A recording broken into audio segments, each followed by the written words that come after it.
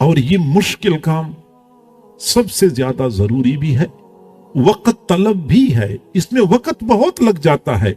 आप हजरात को पता है कि जो चीज कम कीमत होती है उसके बनने में ज्यादा वक्त नहीं लगता, जो चीज ज्यादा कीमती होती है उसके बनने में उतना ही ज्यादा वक्त लगता है।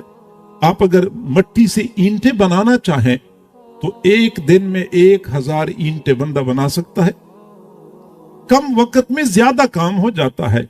अगर लोहार को आप लोहा दे दे कि इससे मैंने कुल्हाड़ी या हथौड़े बनाने हैं, तो मुमकिन है कि वो एक दिन में 1 मन लोहा कूट कर दिखा दे और उसके कुल्हाड़ी या हथौड़े बनाकर दे दे।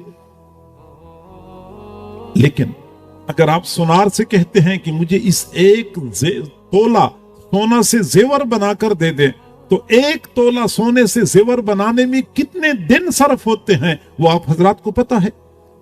क्योंकि सोना कीमती है, जो जितना ज्यादा कीमती होता है उसके बनने में उतना ही ज्यादा वक्त लगता है। इसी तरह इंसान चूंकि कीमती है इसलिए इंसान के बनने में वक्त भी बहुत लगता है, मेहनत बहुत सर्फ करनी पड़ती है, और बनाने वाले के पास कामिल महारत चाहिए होती है। मिट्टी से ईंटें बनाने के लिए कोई खास महारत नहीं चाहिए, लेकिन सोने से जेवर बनाने के लिए आला दर्जे की महारत चाहिए। इसी तरीके से इंसान को हकीकी मानों में इंसान बनाने के लिए आला दर्जे की महारत चाहिए।